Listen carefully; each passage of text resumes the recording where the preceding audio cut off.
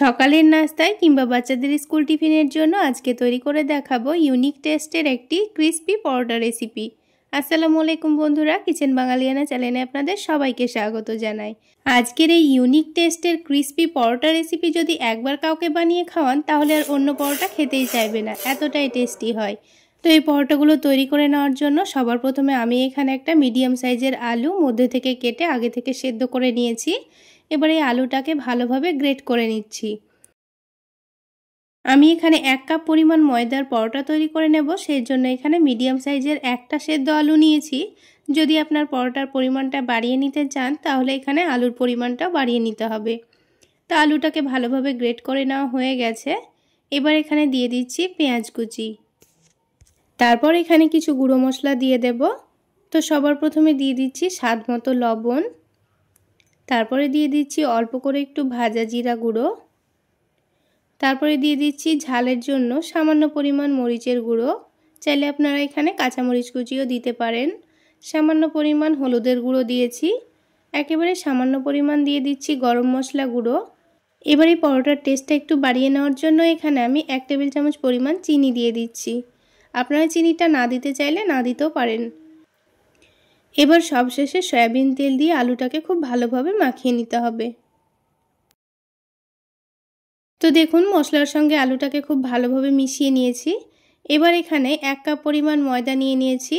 ময়দাটাকে আমি অল্প অল্প করে দিয়ে আলুর সঙ্গে খুব ভালোভাবে মাখিয়ে নেব।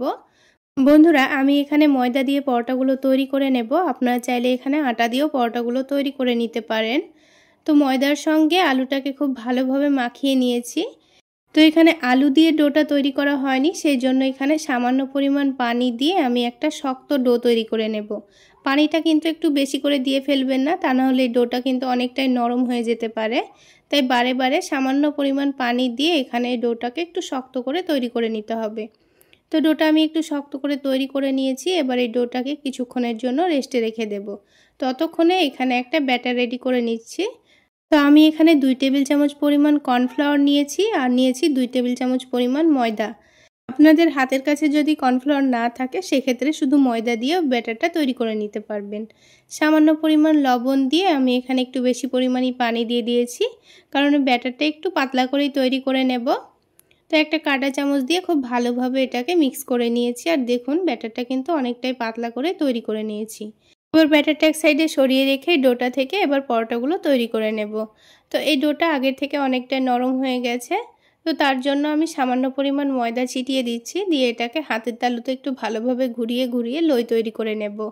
এখানে ডোটা যদি একটু নরম হয়ে যায় তাহলে কিন্তু এখানে বেলার জন্য ময়দার পরিমাণটা একটু বেশি লাগবে।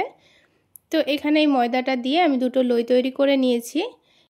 এবার পরোটাগুলো তৈরি করে নেওয়ার জন্য বোর্ডের ওপর অল্প করে একটু ময়দা ছড়িয়ে দিয়ে এই পরোটাগুলো তৈরি করে নেব। এখানে পরোটাগুলো বেলার জন্য শুকনো ময়দার পরিমাণ একটু বেশি লাগতে পারে। তো বারে বারে অল্প অল্প করে ময়দা দিয়ে আমি বড় করে একটা রুটি বেলে নেব। তো বন্ধুরা, একটা পরোটা কিন্তু আমাদের তৈরি করা হয়ে গেছে। এবার এটাকে এক সাইডে রেখে দিয়ে আরও একটা পরোটা তৈরি করে নেব। তো দুটো পরোটাই প্রথমে তৈরি করে নিতে হবে। তো দুটো পরোটাই তৈরি করে নেওয়ার পর আমি আপনাদের পরোটাগুলো কিভাবে বানিয়ে নিচ্ছি সেটা দেখিয়ে দেব। তো এখানে আমাদের দুটো পরোটাই তৈরি করা হয়ে গেছে। তো দুটো পরোটা যখন তৈরি করা হয়ে গেছে, এবার এই পরোটাটার ওপর আমি একটা সেদ্ধ ডিম গ্রেট করে দিয়ে দেব। আমি এখানে শুধু সেদ্ধ ডিম গ্রেট করে দিচ্ছি, আপনারা চাইলে এখানে পনির গ্রেট করে দিতে পারেন কিংবা চিজ গ্রেট করে দিতে পারেন, সেক্ষেত্রেও পরোটাটা খেতে ভীষণ ভালো লাগবে। তো ডিমটা গ্রেট করে দেওয়ার পর এবার এখানে ওপর থেকে একটু করে চাট মশলা ছড়িয়ে দেব, তাহলে ডিমটা খেতে ভীষণ ভালো লাগবে। তবে আপনাদের হাতের কাছে চাট মশলা না থাকলে অল্প করে একটু লবণ ছড়িয়ে দিতে পারেন। এবার এই রুটির চারিদিকে অল্প করে একটু পানি লাগিয়ে দেব, তাহলে এর ওপর থেকে যে পরোটাটা লাগাবো সেটা কিন্তু খুব সহজেই সেট হয়ে যাবে। তো দেখুন চারিদিকে খুব ভালোভাবে পানি লাগিয়ে দিয়েছি। এবার যে পরোটাটা আলাদা করে বেলে রেখেছিলাম সেটা এই পরোটার ওপর রেখে দিচ্ছি। তারপর হাত দিয়ে একটু ভালোভাবে চেপে দিলে কিন্তু পরোটাটা খুব সুন্দরভাবে সেটে যাবে। তো বন্ধুরা, এই একটা পরোটা থেকে কিন্তু আমাদের 4টা পরোটা তৈরি হয়ে যাবে। তো পরোটার চারিদিক খুব ভালোভাবে চেপে দিয়েছি। এবার একটা ছুরি দিয়ে পরোটাটাকে মাঝ বরাবর কেটে দিচ্ছি।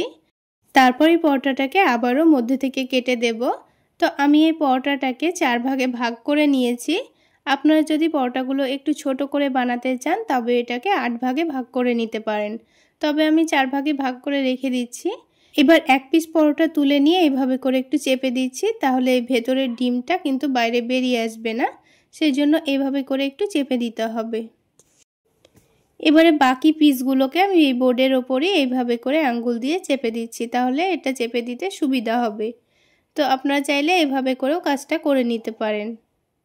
ভালোভাবে চারিদিকটা চেপে নেওয়া হয়ে গেলে এবার যে ময়দার ব্যাটারটা রেডি করে রেখেছিলাম সেটার মধ্যে এখানে এই পিসটাকে ডুবিয়ে দেব। তারপর এই পরোটাটাকে তুলে নিয়ে বিস্কুটগুলোর মধ্যে খুব ভালোভাবে কোট করে নিতে হবে।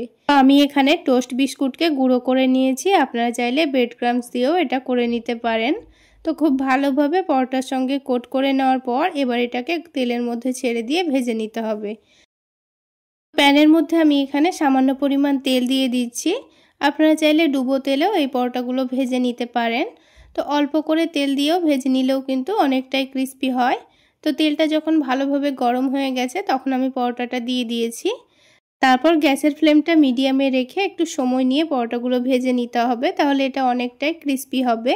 তো পরোটার একদিক যখন ভাজা হয়ে গেছে তখন এটাকে আমি উল্টে দিয়েছি। দেখুন বন্ধুরা, পরোটার দুই দিকেই কালার কিন্তু খুব সুন্দর চলে এসছে আর অনেকটা ক্রিস্পিও হয়েছে। এবার আমি পরোটাটাকে উঠিয়ে নিলাম। তো ঠিক একইভাবে আমি বাকি পরোটাগুলো তৈরি করে নেব।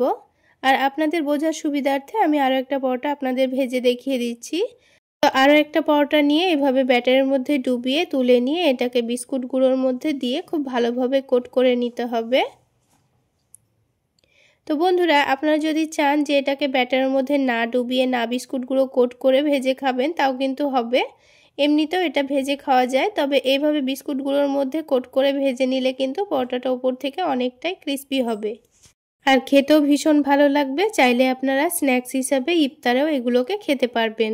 তাহলে বন্ধুরা, আজকের এই পরোটা রেসিপি যদি আপনাদের ভালো লেগে থাকে তাহলে অবশ্যই একটা লাইক শেয়ার করে দেবেন। আর আমার এই সহজ রেসিপিগুলো যদি ইউটিউব চ্যানেল থেকে দেখে থাকেন চ্যানেলটি সাবস্ক্রাইব করে দেবেন, আর ফেসবুক পেজ থেকে দেখে থাকলে পেজটি ফলো করে দেবেন।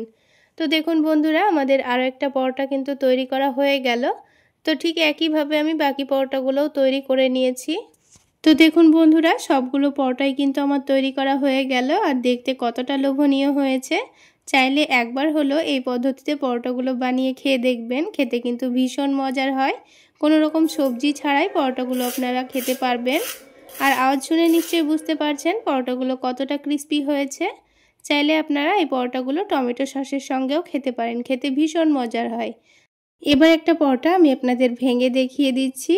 তাহলে বন্ধুরা, আজকে এই পর্যন্তই। সকলে অনেক বেশি ভালো থাকবেন, সুস্থ থাকবেন। দেখা হচ্ছে আরও একটি নতুন রেসিপি নিয়ে নেক্সট এপিসোডে।